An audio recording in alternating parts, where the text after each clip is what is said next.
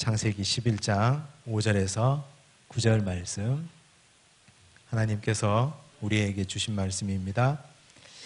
우리 한 절씩 번갈아 가며 읽겠습니다. 제가 먼저 5절 읽습니다. 여호와께서 사람들이 건설하는 그 성읍과 탑을 보려고 내려오셨더라.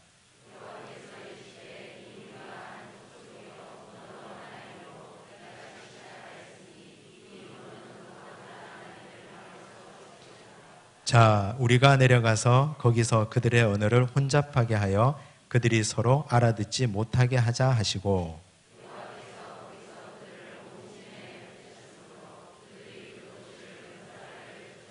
함께 읽습니다. 그러므로 그 이름을 바벨이라 하니 이는 여호와께서 거기서 온 땅의 언어를 혼잡하게 하셨음이니라. 여호와께서 거기서 그들을 온 지면에 흩으셨더라. 아멘. 자, 창세기 9장 20절을 펴시고 오늘 들어오시면서 받으신 유인물 1번을 보시기 바랍니다. 창세기 9장 20절부터 오늘은 11장까지 전체 내용을 가지고 홍수 이후라는 주제로 함께 나누겠습니다. 우리가 지난 3주, 오늘까지 합쳐서 3주간 홍수 이전에 사람들의 삶의 내용은 어떠했는지, 하나님이 왜 홍수로 이 땅을 심판하실 수밖에 없었는지를 이 첫 시간에 공부를 했습니다. 예배 공동체가 붕괴될 때, 하나님의 아들로 내려오던 예배 공동체가 가인의 자손인 사람의 딸들의 아름다움을 보고 그들에게 취해서 예배 공동체가 붕괴되니까 하나님이 더 이상 이 땅을 가만히 두실 이유가 없었습니다. 그래서 그 땅을 심판하셨습니다. 그리고 노아 시대 홍수 상황은 어떠했는지 지난주에 그 홍수 내용에 대해서 우리가 살펴보았습니다. 그리고 오늘은 홍수 이후의 사건에 대해서 그 이후의 일들은 어떤 일들이 일어났는지를 함께 보도록 하겠습니다. 1번입니다. 우리 문제 한번 같이 읽겠습니다. 홍수 이후 노아는 어떤 일을 하며 살았습니까? 노아는 어떤 실수를 했습니까? 아버지의 실수에 대처하는 세 아들의 태도를 살펴보시기 바랍니다. 9장 20절 보시면 노아가 농사를 시작하여 포도나무를 심었더니, 먹고 살아야 되니까 농사하는 건 당연하죠. 하나님께서 농업을 시작하기 전에 방주에서 나온 사람들에게 육식을 허용을 하셨습니다. 그러나 피는 먹지 말라. 우리 지난주에 공부한 바대로입니다. 그런데 이제 시간이 지나면서 지속적인 생산을 위해서 이들은 농업을 하고 살았습니다. 그런데 그 기후와 지형을 따라서 포도나무를 심었습니다. 포도농사를 짓고 살았는데 문제는 21절입니다. 포도주를 마시고 취하여 그 장막 안에서 벌거벗은지라. 노아가 이런 실수를 했어요. 취하여라는 말이 재미있는데, 이 취하여라는 말은 어디에 지배를 받다, 그런 뜻입니다. 여기서 쓰여진 의미는 그 노아가 포도주를 먹고 술을 먹고 지배를 받았다. 이 지배를 받았다는 말은 또 다른 말로 하면 영향력 아래에 있다, 이런 뜻이죠. 그 노아가 여기서 잘못되어진 것은 농사 지은 것도 문제가 아니고 아무것도 문제가 아닌데 그만 술을 먹고 지배 아래 들어가 버렸다는 거죠. 술의 지배 아래, 술의 영향력 아래에 들어가 버린 것이 노아의 가장 큰 실수요 문제였습니다. 그 노아는 이 홍수 이전에 그 이전에 사람의 딸들의 삶의 모습을 봤잖아요. 가인의 후손들, 라멕으로 대표되는 그들의 사람들의 삶의 모습을 봤는데 그들이 어떻게 사는지를 노아는 자기 눈으로 똑똑히 보았던 사람입니다. 그런데 그가 인류의 새로운 시작을 열었던 그가 자기도 역시 자신도 어쩔 수 없는 이 내면의 죄성으로 인해서 그도 사탄의 지배 아래, 사탄의 영향력 아래 들어가 버린 거죠. 우리가 여기서 이 지배 아래 있다, 영향력 아래 있다 하는 걸 잘 생각하셔야 되는데, 이 사탄이 가장 쉽게 사용하는 것, 그건 바로 술입니다. 술이 사람을 가장 쉽고 가장 간편하게 자기의 영향력 아래 둘 수 있습니다. 지금 우리 세상을 한번 보세요. 이 세상에 일어나는 모든 범죄 가운데 술이 관련되지 않은 게 있는지, 맨정신으로 하는 일들이 과연 얼마나 있는지. 그래서 많은 사건 사고들을 보면 그 안에 거의 90% 이상이 다 술과 연관되어 있습니다. 그래서 사탄은 이 술이라는 도구를 가지고 사람을 자기의 영향력 아래 두려고 합니다. 우리가 항상 기억해야 될 것은 사람들은 술을 가볍게 여기고 쉽게 여깁니다. 특히 하나님의 백성들 중에 그런 사람들이 있는데 그건 굉장히 위험한 발상입니다. 왜냐하면 사람 중에 누구도 자기를 과신하고 확신할 수 없기 때문입니다. 왜냐하면 노아가 어떤 사람이에요? 노아가 하나님과 동행한 사람입니다. 우리 지난번에도 봤지만 지금 창세기의 족보들 가운데 가인의 족보도 나오고 아담, 셋, 에노스의 족보도 나오는데 그 중에 하나님과 동행했다는 사람이 단 2사람 나오죠. 첫째가 에녹, 두 번째가 노아입니다. 하나님과 동행했다는 건 자기 의지를 죽이고 하나님의 말씀대로 하나님의 뜻대로 어쨌든 자기를 처복종시키며 살았다는 사람인데 이 사람조차 술의 지배 아래, 술의 영향력 아래 들어가 버렸습니다. 그러니까 사탄이 이 술을 가지고 사람을 자기 영향력 지배 아래 두려고 하는데 우리는 항상 그런 얘기 많이 듣죠. 제가 청년사역 할 때도 그랬고 많은 분들이 질문을 하셔요. 성경에 술 먹지 말라고 한 게 어디냐? 술 취하지 말라 그랬지. 그런 건 또 잘 아셔요. 여기 나옵니다. 한번 찾아봅시다. 에베소서 5장 18절. 에베소서 5장 18절. 에베소서는 신약 저기 뒤쪽에 있습니다. 신약 뒤쪽에 315쪽에 있습니다. 에베소서 5장 18절. 15절부터 한번 보십시오.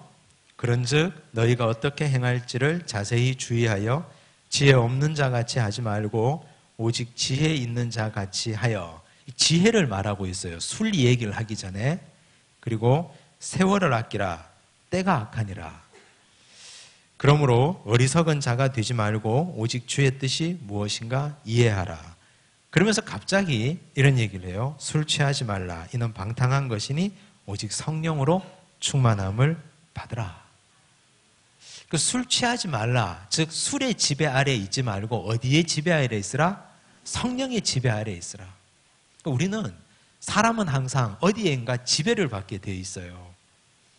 나는 술만 안 취하면 된다고 생각하는데 그건 정말 초등학생적인 발상입니다.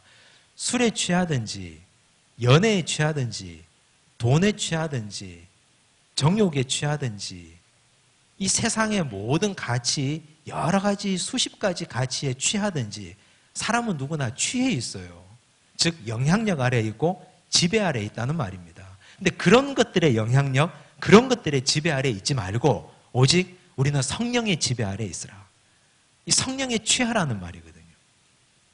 이 성령에 취해야지 하나님의 백성들이 하나님의 뜻대로 살 수 있게 되는데 그게 아니고 술에 취하고 사람에 취하고 정욕에 취하고 돈에 취하고 명예에 취하고 여러 세상적인 가치들에 취해 있으면 그럼 우리는 사탄은 그런 것들을 가지고 사람을 가지고 놉니다. 가지고 놀다가 어떻게 해요? 나중에 단물 쓴물 다 빨아먹으면 버리잖아요. 그렇게 되면 세월이 너무 아깝고 지혜 없는 자가 되고 마는 거죠. 오늘 이 노아가 우리에게 주는 교훈이 바로 그런 겁니다. 노아 시대 때 포도주를 마시고 취했다. 이건 술만 취하는 게 아니라는 거죠. 오늘 우리가 나는 술 안 먹는데 하는 분들 술 자체가 문제가 아니라 다른 것들에도 우리는 여전히 취해 있는 사람들입니다. 취해 있으면 어떻게 돼요? 거기에 지배를 받잖아요. 그럼 그 영향력 아래 내 이성이 마비가 되고 나는 그냥 그렇게 시키는 대로 살아가게 됩니다. 노아가 제정신에 벌거벗고 누웠겠습니까? 사람이 돈에 취하면 그 돈이 시키는 대로 하게 되고 사람이 또 정욕에 취하면 정욕이 시키는 대로 하게 됩니다.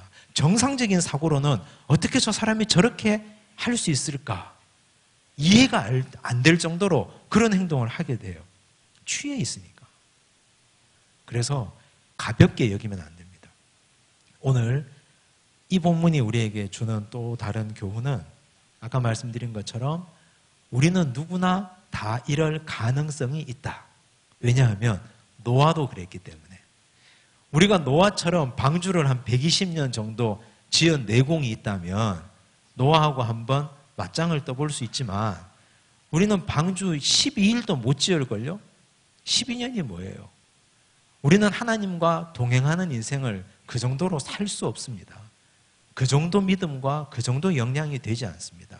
하물며 노아도 이렇게 됐는데 우리는 항상 주의하고 깨어 있어야 됩니다. 그렇지 않으면 쉽게 넘어가 버립니다. 정신 바짝 차리잖아요. 자, 그런데 아버지가 술 먹고 취해서 그냥 벌거벗고 누워 있었어요. 근데 여기 이 안에 많은 것들이 생략되어 있다고 봐야 돼요. 술 먹은 사람들이 하는 많은 행동들 있잖아요.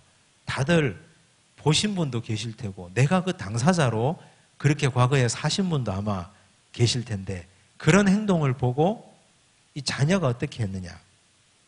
22절 보시면 가나안의 아버지 함이 그의 아버지의 하체를 보고 밖으로 나가서 그의 두 형제에게 알림해. 가나안의 아버지 함, 노아의 아들은 3명이 있었거든요. 첫째가 셈, 둘째가 함, 셋째가 야벳. 셈, 함, 야벳이에요. 둘째 아들이에요. 둘째 아들이 아버지가 술 먹고 벌거벗고 드러누워 계신 걸 보고 밖으로 나갔어요. 그리고 밖에 나가서 알렸어요. 우리는 그냥 생각하면 이게 뭐 그렇게 큰 죄냐 할 수 있는데 2가지 잘못을 했습니다. 첫째, 조치를 취하지 않았어요. 아무런 조치를 취하지 않았다고요. 아버지를 깨우든지 부끄러움을 멈추게 하든지 그리고 덮어주든지. 2번째 잘못은 자기만 알고 아버지의 부끄러움을 가려줘야 되는데 사람들에게 소문을 냈어요. 말을 했다는 얘기예요. 이 부끄러움을 사람들에게 전달했다는 얘기예요. 이 2가지. 이건 나중에 좀 이따 2번에 보면 노아가 함을 저주하게 되는 결정적 계기가 되죠. 조치를 취하지 않았다. 그리고 또 소문냈다. 이 2가지는 이 교회 공동체에도 우리가 살아가는 삶의 현장에도 굉장히 중요합니다. 하나님이 우리에게 뭔가를 보여주시는 데는 이유가 있습니다. 누구의 수치나 누구의 부끄러움을 보여주시는 건 이유가 있어요.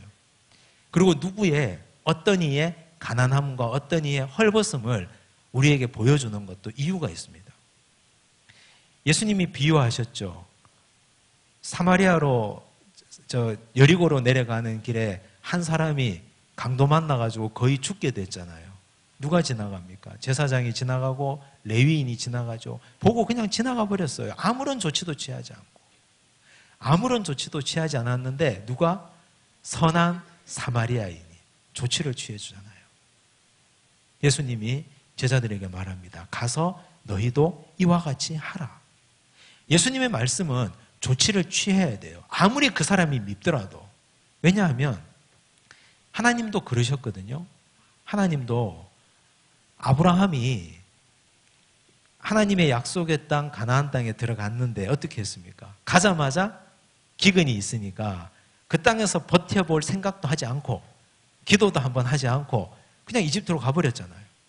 이집트로 간 상태에서 자기 아내를 누이라고 속였다가 큰 어려움에 처합니다. 근데 어떻게 해요, 하나님이? 일단 살려놓고 오잖아요. 일단 하나님이 보셨으니까 아시니까 일단 건져놓고 보는 거예요. 혼은 나중에 내더라도 내 새끼니까.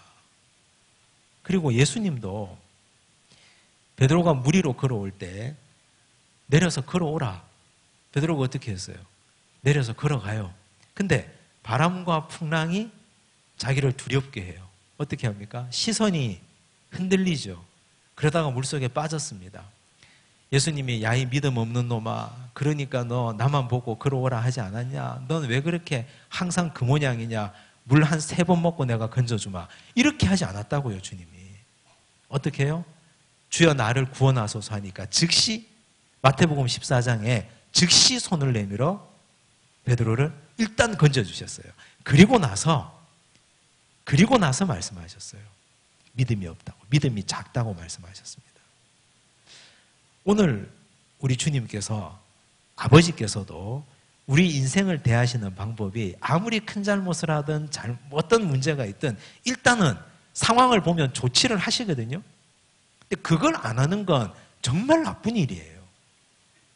오늘 함이 아버지의 부끄러움을 보고 조치를 하지 않았다? 그러면 그 마음에 뭐가 먼저 있었다는 겁니까?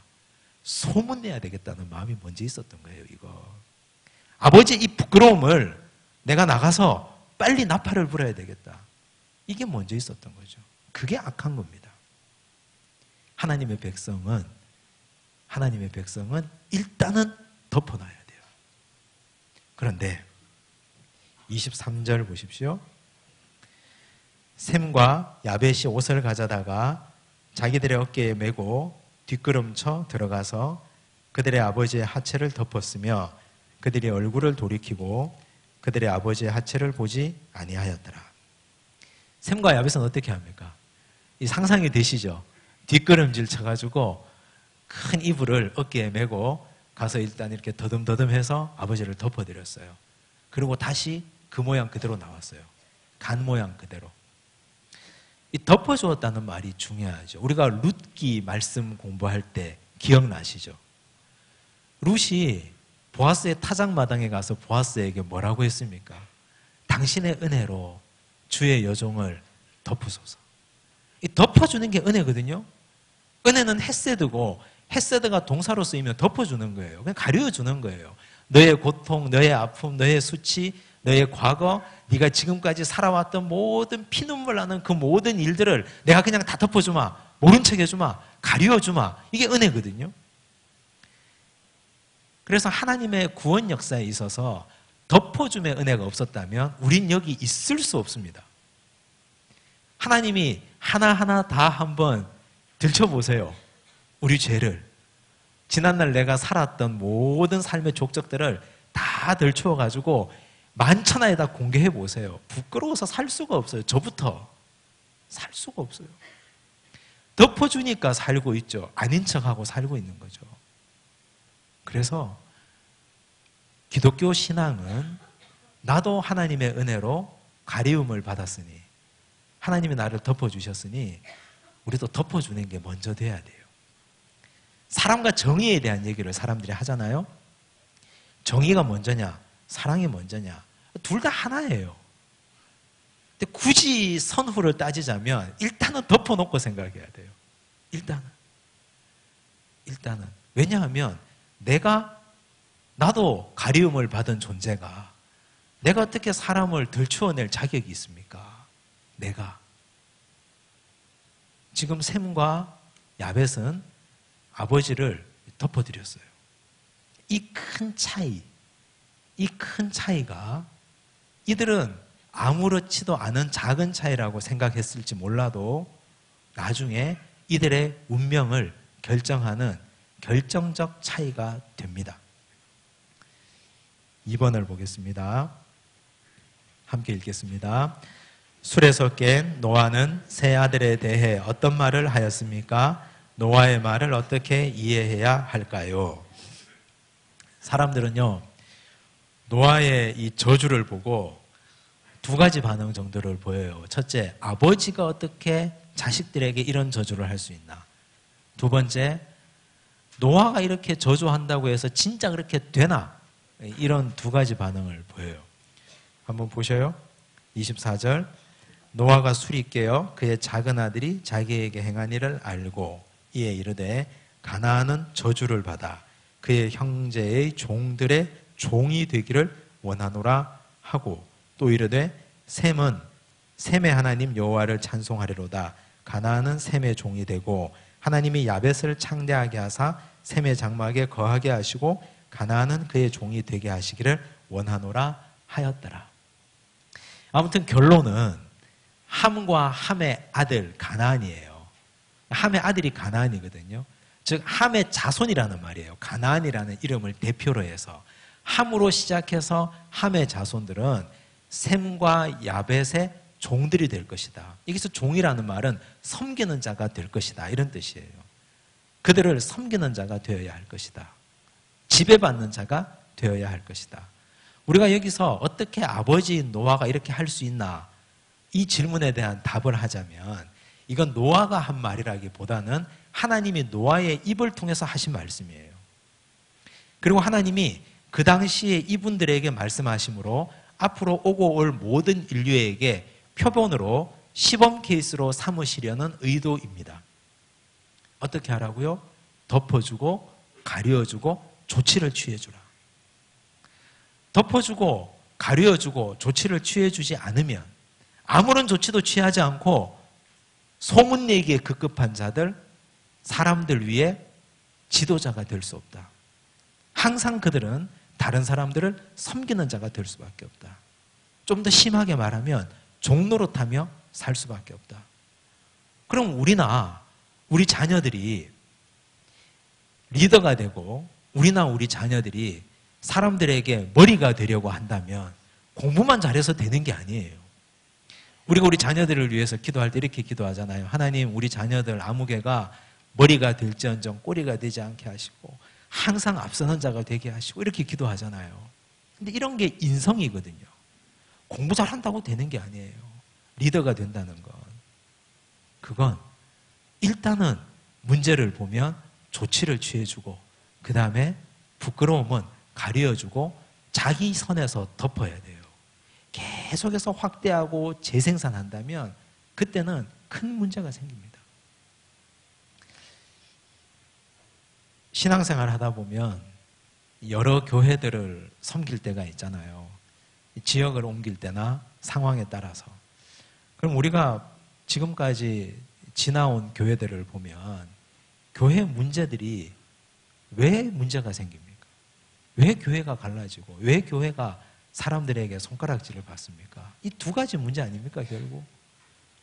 조치를 취하지 않았기 때문에, 처음 본 사람이 초등 진화를 하지 못했기 때문에, 두 번째, 계속해서 확대 재생산하기 때문에, 말이 말을 물고 말이 꼬리를 물고 계속해서 가십거리로, 계속해서 이야기거리로 삼기 때문에.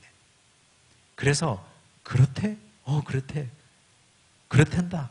이래가지고 이게 계속해서 확인되지 않은 루머들이 정말 실체처럼 떠돌아다니기 때문에, 그래서 교회가 다 깨지는 건 아니에요. 세상사 많은 문제들, 교회 문제도 역시 그런 겁니다. 지금 오늘 셈과 함과 야벳, 이 세 아들의 상황이 우리에게 많은 교훈을 해주고 있습니다. 그래서 이 문제는요, 인류를 향하신 하나님의 선포라고 보셔야 돼요. 앞으로 오고 오는 모든 인류를 향한 하나님의 선포. 너희는 하나님의 자녀라면 모름지기 어떻게 살아라?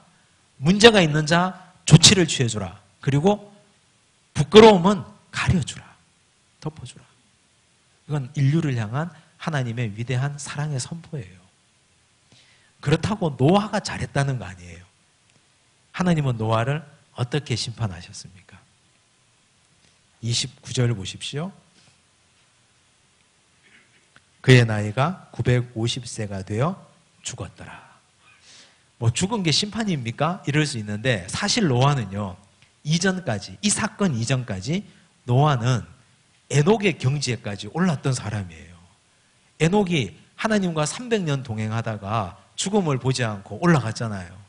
근데 노아는 방주까지 지었고 인류의 중시조입니다. 새로운 창조의 아버지예요. 창조, 하나님이 새롭게 세상을 창조하실 때 그때 노아를 통해서 하나님의 세상을 다시 창조하신 거예요. 두 번째 아담이에요. 그런데 그런 그가 자기가 끊임없이 하나님 앞에 깨어 있어야 됨에도 불구하고 그렇지 못했을 때 하나님은 그를 에녹보다는 한 단계 낮게 하셨어요. 그를 이 땅에서 죽음을 보게 하셨습니다. 3번입니다. 함께 읽겠습니다. 노아의 세 아들의 족보를 살펴보시기 바랍니다. 특이한 사람들을 찾아보시기 바랍니다. 10장 족보를 통해 하나님의 말씀이 구체적으로 어떻게 이루어지고 있는지 찾아봅시다. 자, 10장을 보시면요, 사람들의 족보가 이렇게 쭉 나오죠. 1절을 보니까 노아의 아들 셈과 함과 야벳의 족보는 이러하니라 이렇게 나와요. 여기 보시면 두 가지 특이한 점들이 반복되는 걸 알 수 있는데, 하나는 1절 끝에 뭐가 나옵니까? 낳았으니. 그리고 24절을 한번 보셔요. 24절에도 뭐가 나와요? 아르박사스는 셀라를 낳고, 셀라는 에벳을 낳고, 낳았다는 말이 나오고요. 그리고 15절도 보세요. 가나안은 장자 시돈과 헷을 낳고, 낳았다는 말이 인간이 인간을 낳고 사람이 후손을 낳았다는 말이 계속 반복되고 있고, 또 하나 반복되는 게 5절에 보시면 이들로부터 여러 나라 백성으로 어떻게 해요? 나뉘었다는 말이 또 나와요. 자, 그리고 19절, 18절을 보시면 이후로 가나안 자손의 족속이 흩어져 나아갔더라. 나뉘었다는 말, 흩어져 나아갔다는 말, 같은 말이에요. 그리고 32절도 보시면 홍수 후에 이들에게서 그 땅의 백성들이 나뉘었더라. 즉 나았다는 말, 흩어지고 나뉘어졌더라는 말. 이게 사실 이 족보의 10장의 특징입니다. 이건 바로 하나님 언약의 성취입니다. 하나님께서 창세기 1장에 아담과 하와에게 말씀하셨던 것이 생육하고 번성하여 땅에 충만하라. 땅에 충만하라는 말이 뭐예요? 땅을 가득 채워라는 말이죠. 그래서 많이 낳아야지 땅을 가득 채울 것 아닙니까? 그리고 한 군데 모여있지 말고 흩어져야지 땅을 가득 채울 것 아닙니까? 그리고 9장에 보시면 9장 1절 보십시오. 인류의 두 번째 시조, 홍수 심판 이후에 노아에게도 하나님이 첫 번째 하셨던 말씀이 이 말씀이에요. 9장 1절, 하나님이 노아와 그 아들들에게 복을 주시며 그들에게 이르시되 생육하고 번성하여 땅에 충만하라. 역시 같은 말씀이죠. 이 말씀대로 이 사람들은 생육하고 번성했고 낳고 낳고 흩어지고 나뉘어졌습니다. 즉 하나님의 말씀이 성취되고 이루어지기 시작하는 거죠. 근데 이 족보에 특이한 사람 한 사람이 나옵니다. 누가 나옵니까? 8절 보세요. 10장 8절. 구스가 또 누구를 낳아요? 니므롯을 낳았으니 그는 세상의 첫 용사라. 여기 용사라는 말이 나오는데요. 우리가 아는 용사, 우리가 기억하는 아주 용맹스러운 다윗 같은 용사가 아니고요. 여기 이 용사라는 말은 아주 부정적인 의미의 용사예요. 부정적인 의미의 용사. 그리고 또 9절에 보니까 그가 여호와 앞에서 용감한 사냥꾼이 되었으므로, 여호와 앞에서 NIV 성경에 보면 before라고 나오는데 사실 이 앞이라는 말은 여호와를 대적하는 이라는 뜻이에요. 그래서 이 용사도 부정적인 의미고 이 사람은 하나님을 대적하는 용감한 사냥꾼이 되었으므로 속담에 이르기를 아무는 여호와를 대적하는 니므롯같이 용감한 사냥꾼이로다 하더라. 니므롯에 대해서는 부정적 시각으로 보셔야 됩니다. 성경이 그런 뉘앙스로 쓰고 있기 때문에. 이 족보의 독특한 사람, 많은 사람들이 그냥 누구는 누구를 낳고 나오는데 니므롯에 대해서는 길게 할애해서 설명하고 있어요. 계속해서 설명합니다. 10절에 보면 니므롯이 나라를 이루었습니다. 이 사람이 시날 땅에 바벨과 에렉과 악각과 갈레에서 시작되었으며, 시날 땅 바벨을 기억하세요.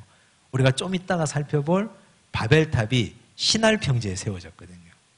자, 그러면 니므롯은 바벨탑을 세우게 된 시날 땅의 조상이 되는 거예요.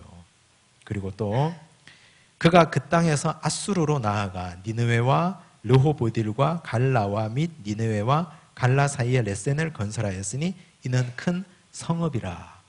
티그리스강, 유프라테스강 주변에 큰 평지, 그곳에서 나라를 건설한 아주 대단한 사람이 니므롯입니다. 이 사람을 우리는 기억을 하고 계셔야 됩니다. 즉 하나님을 대적하는 사람이 생겼다. 이건 이제 또 인류가, 우리가 셈과 함과 야벳 그 이전에 아담의 족보 가운데 가인의 족보가 나오고 셋과 에노스의 족보가 나오잖아요. 거기에서 가인의 족보 가운데 라멕 같은 사람이 자기의 상함을 인해서 소년을 죽였다 그랬어요. 굉장히 무서운 사람이고 자기의 힘을 의지해서 사는 사람이에요. 즉 자유의지가 전적으로 타락한 사람의 집단이 생겨났다는 말입니다. 즉 니무롯을 시조로 해서 신할 땅 바벨 땅에 이제 도시국가가 형성되기 시작했습니다. 사람들은 전부 다 어디로요? 다 흩어집니다. 나뉘어지고 흩어지고 땅에 충만하고, 그렇게 하는 것이 하나님의 뜻인데 이제는 불행의 씨앗이 싹트고 있습니다. 그걸 잘 살펴보시고 11장을 보시고요. 4번을 보겠습니다. 4번 문제 함께 읽습니다. 흩어지던 사람들이 신할 평지에서 어떤 계획을 세웁니까? 그들은 왜 흩어지지 않으려 했을까요? 2절 보십시오. 11장 2절에 이에 그들이 동방으로 옮기다가 어디를 만났어요? 신할 평지를 만났어요. 신할 평지를 만나니까 거기에 뭐가 있어요? 니무롯이 이미 도시국가를 형성해 놨어요. 성읍을 형성해 놨다 그랬잖아요. 그러니까 이 사람들이 삶의 윤택함과 부유함을 누리기 시작한 거예요. 도시의 평화로움과 도시의 아름다움과 또 그곳에서 사람의 육체를 만족하게 하는 여러 가지 여흥과 오락거리들을 거기서 만나기 시작한 거예요. 하나님의 뜻은 온 세상으로 흩어져서 흩어지는 곳마다 예배 공동체를 만들고 하나님의 나라가 온 세상에 충만하기를 원하시는데 이 사람들이 가다가 니무롯이 건설한 그 땅에 멈추어 섰습니다.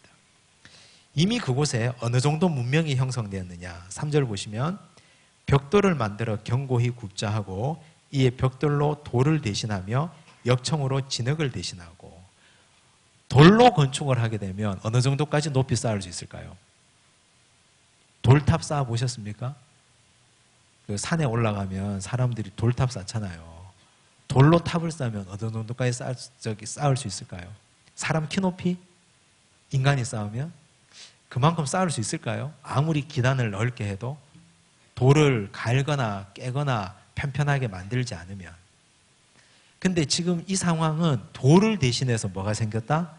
벽돌이 생겼다 그랬어요. 그만큼 여기는 도시국가를 이미 형성한 기술이 집약되어 있는 곳입니다. 그리고 두 번째, 진흙을 대신해서 역청이라 그랬어요. 역청이 뭡니까? 방수 역할도 하고 접착제 역할도 해요. 벽돌을 아주 견고하게 붙일 수도 있고 물이 새지 않게 방수 역할도 해요. 이런 기술이 이미 발전했습니다. 도시 문명이 이미 찬란하게 꽃피고 있는 곳이에요. 이제 그쯤 되니까 사람들은 흩어지기 싫은 거예요. 이곳에서. 여기가 너무 좋으니까.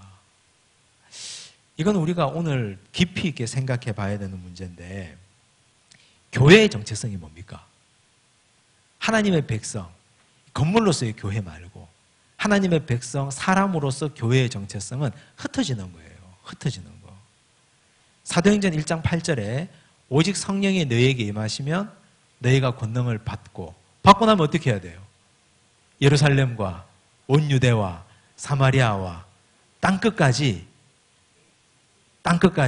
이르러 내 증인이 되리라. 이르러 가라는 얘기예요. 땅끝까지. 근데 교회가 오직 성령이 우리에게 임했는데 임한 성령 받고 여기서 문명을 이루고 여기서 국가를 이루고 여기서 제국을 이루고 여기서 왕국을 이루고 살려 하니까 교회가 타락하는 거죠. 하나님의 교회의 정체성은 흩어지는 거예요. 자꾸만 흩어지는 거예요. 교회의 첨탑을 자꾸 높이 쌓는다고 하나님 기뻐하시지 않습니다. 몇만 명 교회 만든다고 그거 하나님께 영광되는 거 절대 아니에요. 교회 캠퍼스 여기다 두고 저기다 두고 영상으로 예배 드린다고 사람들은 와 할지 몰라도 하나님은 그거 영광 받으시는 거 아니에요. 하나님의 교회 정체성은 흩어지는 거라니까요. 사도행전 8장에 보면 빌립 집사가 흩어져서 어느 성으로 갔습니까? 사마리아 성에 갔어요. 사마리아 성은 버려진 땅이었습니다. 기원전 721년 이래로. 그런데 그 땅에 예수께서 가서 사마리아 성 수가성 여인에게 말씀 전하고 난 이후에 최초로 가서 복음을 전한 사람이 빌립 집사거든요. 그러니까 그 성에 기쁨이 있었더라 그랬어요. 그 성에 교회가 생겨났거든요. 진짜 교회가 생겨났나 해가지고 예루살렘 교회에서 사람을 보냈어요. 베드로와 요한이 왔어요. 진짜 그 교회에 그 동네에 교회가 세워졌거든요. 교회를 개척했어요. 빌립 집사님이. 부흥의 역사가 일어났어요. 근데 성령이 어떻게 합니까? 빌립, 너 여기 있지 말고 다시 떠나라 그랬어요. 빌립이 거기에서 이제는 내가 고생 끝 행복 시작이고 거기에서 내가 영광 받고 누려야 되는데 빌립이 어떻게 해요? 성령의 음성 듣고 길을 따라 남쪽으로 갑니다. 가다가 누구를 만납니까? 에디오피아 여왕이 보낸 내시를 만나잖아요. 한 영혼 때문에 자기가 개척해서 일으켜 세운 교회를 버리고 떠나간다니까요. 그게 초대교회의 역사예요. 교회는 하나님이 우리에게 말씀하신 바, 창세기 1장부터 말씀하신 바, 생육하고 번성하라. 뭐가 생육해야 됩니까? 육체만 생육해야 되는 게 아니고 내 영이 생육하고 하나님의 말씀이 생육하고 하나님의 말씀이 번성해서 그래서 우리가 땅에 충만하게 자꾸만 흩어져야 돼요. 좋은 정신을 가진 교회가 분립도 하고 개척도 하고 자꾸 사람들이 나가고 그래서 온 땅에 그리스도의 영광과 계절이 오도록 그렇게 우리가 기도하고 그걸 자랑해야 돼요. 그렇지 않으면 교회는 모여 있으면요 이렇게 돼요. 이렇게 바벨처럼. 교회 성도들이 많이 모이면요 그 온갖 기능을 가진 사람들이 다 있거든요. 벽돌 기능 가진 사람도 있고 역청 기능 가진 사람들이 있고 그럼 어떻게 합니까? 자, 이제 우리가 흩어지지 말자. 여기다가 큰 예배당을 세우고 큰 첨탑을 세우고 하늘에 우리의 영광이 닿도록 한번 해보자. 제국을 세운다니까요. 아무개 목사의 제국을. 그건 교회가 아니에요. 이미 타락한 교회의 허울을 쓴 바벨론과 다름없습니다. 하나님이 어떻게 하셔요? 5절 여호와께서 사람들이 건설하는 그 성읍과 탑을 보려고 내려오셨더라. 상 주려고 내려오셨겠어요? 상 주려고? 벌 주려고 내려오셨죠. 무서운 겁니다, 이게.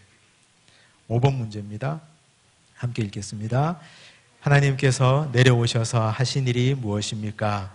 언어가 혼잡하게 된 이유가 무엇 때문입니까? 혼잡해진 언어가 다시 하나가 된 사건을 말해 보십시오. 하나님이 하신 건요, 한 사람도 때리지도 않았어요. 하나님이 하신 건요, 한 사람도 다리몽댕이도 부러뜨리지 않았어요. 하나님이 하신 건 가만히 그냥 내버려 두셨어요. 이 사람들이 두 가지 문제가 있었는데요. 4절에 보면 이들이 이렇게 얘기합니다. 또 말하되 자 성읍과 탑을 건설하여 그 탑 꼭대기를 하늘에 닿게 하여 우리의 이름을 내고 온 지면에 흩어짐을 면하자. 두 가지 문제가 있죠. 첫째, 우리의 이름을 내고, 이건 뭐의 죄예요? 교만입니다. 교만. 인간이 자기 이름을 내고자 하는 건 교만이죠. 교만의 죄. 바벨탑을 쌓은 사람들의 죄가 첫 번째는 교만의 죄고, 두 번째 흩어짐을 면하자. 이건 뭡니까? 창조 섭리를 배반한 거예요. 창세기 1장에 온 땅에 충만해서 흩어지라 그랬고, 창세기 9장에 노아에게 다시 흩어져서 땅에 충만하라 그랬는데, 다른 사람 다 흩어지는데 자기들만 신할 땅 바벨에 모여가지고 안 흩어지려고 하니까, 그러니까 문제가 생기죠. 교만의 문제, 말씀을 정면으로 거역한 불순종의 죄예요. 교만한 사람들은요, 우리가 한글을 같이 쓰잖아요. 두 사람이 교만한 사람이 만났는데 한 가지 일을 그 두 분에게 맡겼다 합시다. 일이 제대로 될까요? 안 될까요? 아주 똑똑한 사람 두 사람 있어요. 일을 맡겼어요. 일이 제대로 될까요? 안 될까요? 안 됩니다. 절대. 절대 안 돼요. 10년이 가도 그 일 안 됩니다. 근데 똑똑한 사람 한 사람이 어마어마하게 대단한 일을 너 혼자 해라고 맡겼어요. 교회에서. 그 일이 될까요? 안 될까요? 한 3개월 만에 됩니다. 혼자 하는 건 잘해요. 아주 똑똑한 교인들이. 차라리 그래요. 사람들이 그래요. 제가 그런 말씀 하시는 분도 제가 만나봤어요. 목사님, 저 혼자 차라리 하겠습니다. 제발 뭐 몇 명 같이 모아가지고 이거 하라고 하지 마십시오. 혼자 하는 게 훨씬 편합니다. 왜 혼자 하는 게 편합니까? 왜요? 서로가 다 자기 언어로 말하기 때문에. 같은 말을 쓰고 같은 언어를 쓰는데, 같은 한국말을 쓰는데, 그런데 자기의 말만 하려 하고 들으려 하지 않아요. 진도가 나가지 않아요. 회의 100번 하면 뭐합니까? 진도가 안 나가는데. 다 각자 다른 얘기하고 있는데. 그래가지고는 일이 되지를 않거든요. 지금 여기 언어를 혼잡하게 했다 했는데 저는 이렇게 생각합니다. 하나님이 갑자기 어느 날 너는 일본말, 너는 미국말, 너는 중국말, 너는 한국말 이게 아니라 교만한 인간의 본성 그대로 그냥 내버려 두신 것 같아요. 그러니까 사람들이 탑을 쌓다가 전부 똑똑한 사람 천지니까 야 여기 기단은 몇 미터 넓이로 해야 돼. 여기 벽돌은 세모로 쌓아야 돼. 여기는 원형으로 쌓아야 돼. 이거 가지고 싸우다가 건설이 안 되는 거예요. 건축이. 진도가 안 나가는 거죠. 그러다 어떻게 해요? 서로 멱살잡이하고 싸우다가 원형을 지지하는 사람, 세모꼴을 지지하는 사람, 네모를 지지하는 사람 파가 나뉘어지겠죠. 그 파벌들이 자기끼리 모여서 다 길을 가는 거예요. 그래서 나라가 다 나뉘어진 거죠. 서로 간에 교만한 모습 그대로 있으면 아무리 같은 나라 말을 한다 하더라도 그 말이 먹히지도 않고 통하지도 않습니다. 교만은 언어를 혼잡하게 합니다. 교회 공동체에서 교만한 모습 그대로 하나님이 내버려 두시는 것, 이건 심판 가운데 정말 큰 심판입니다.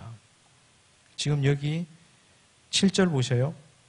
하나님이 이렇게 말씀하셨죠. 자, 우리가 내려가서 거기서 그들의 언어를 혼잡하게 하여 그들이 서로 알아듣지 못하게 하자 하시고. 너무 우스꽝스럽지 않아요? 같은 말을 막 쓰는데 자기들끼리 싸워가지고 아무것도 안 되는 거. 교회 안에도 이런 일이 얼마나 많은데요. 회의 서너 시간 하면 뭐합니까? 안 되는데 10인 10색 각양각색인데 이때부터 인간의 언어가 갈라졌어요. 인간의 언어가 나뉘어지고 갈라지니까 나라가 나뉘어지죠. 그래서 이게 바벨이 됐잖아요. 바벨, 나뉘어지다, 갈라지다. 그런데 우리가 이걸로 그치면 안 되고 나뉘어진 언어가 하나가 되는 사건이 있어요. 언제 하나가 됩니까? 창세기 11장에 언어가 혼잡해져서 교만한 모습 그대로 있다가 나라가 나뉘어졌는데 하나가 되는 사건이 있어요. 서로 다른 나라 말을 막 하는데 다 알아들어요. 어디서? 사도행전 2장에서 오순절 다락방에 성령의 역사가 임하니까 서로 다른 나라 말을 하는데 서로 알아들어요. 성령이 임해야 교만이 사라져요. 성령이 임하면 순종하게 되거든요. 성령은 언제 임합니까? 예배 잘 드리면 성령이 임한다 했잖아요. 하나님의 말씀 잘 듣고 기도 열심히 하고 찬양 열심히 하고 영적인 기도 생활을 열심히 하면 성령이 임해요. 성령이 임해야 교만의 영이 내려가고 상대방의 말을 듣게 돼요. 그래서 교회는 다른 것 없습니다. 예배 잘 드리고, 우리 여기 있잖아요. 예배 드림이 기쁨 됩니다처럼 예배 잘 드리고 말씀 사모하고 기도하는데 성실하고 그렇게 하면, 그러면 하나님이 성령으로 우리의 마음을 다 어루만지셔서 하나가 되게 하시고 알아듣게 하셔요. 어린아이가 하는 말도 어른들이 귀를 담아 듣게 되고, 노인들이 하시는 말씀도 젊은 사람들이 귀찮다 하지 않고 귀담아 듣게 되고, 그게 방언이에요. 그게 방언을 알아듣는 거예요. 남들의 말을. 다른 게 소통이 아니고, 우리가 외국말 내가 알아듣는 거, 내가 다른 나라 말로 나도 알아듣지 못하는 거 기도하면서 방언하는 거, 그것만이 방언이 아니고, 정말 하나님이 원하시는 방언은 세대가 다르고 지방 색이 다르고 정치적 색깔이 다르고 살아온 환경이 다르고 학력이 달라도 각자가 말하는 걸 다 알아듣는 거, 그게 방언이에요. 다 성령으로 충만하면 그런 역사가 일어납니다. 교만은 성령을 떠나게 하고, 우리가 하나님의 말씀으로 성령이 충만하면 서로의 말을 알아듣게 되는 역사가 일어납니다. 이게 창세기 11장까지의 끝입니다. 뒷페이지 보시면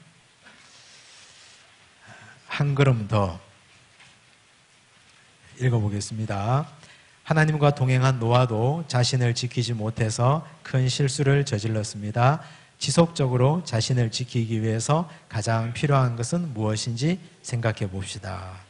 생각해 보십시오. 나를 지키기 위해서. 노아도 이렇게 넘어졌는데 난 뭘 해야 될까? 4번을 한번 볼게요. 함께 읽겠습니다. 시작. 소통이 되지 않는 가장 큰 이유는 욕심과 교만 때문입니다. 같은 말을 사용하면서도 서로 다른 언어를 쓰는 것과 같습니다. 공동체에서 이 문제를 만날 때 어떻게 풀어가면 좋을지 생각해 봅시다. 어떻게 풀어가야 되겠어요? 공동체에서 각자 성령 충만하기를 위해서 기도해야 되겠죠. 하나님께서 우리의 마음으로 성령으로 하나 되게 하시기를 기도해야 되겠죠. 그 수밖에 없어요. 다른 건 방법이 없습니다. 아무리 밥 많이 먹고 아무리 열심히 모여도 성령이 우리의 마음을 움직이지 않으면 안 됩니다.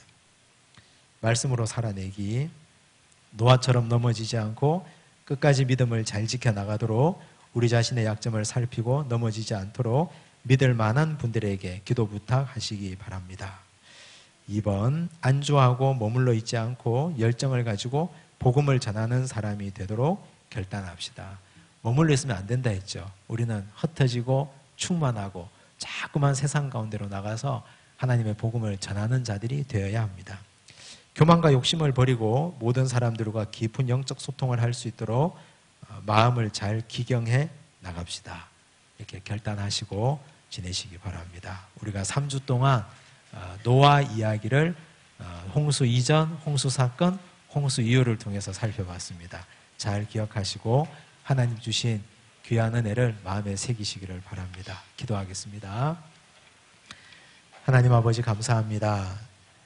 하나님께서 은혜로 우리의 허물을 덮어주시고 우리가 잘못할 때 일단은 건져주시고 살려주신 그 은혜를 기억합니다.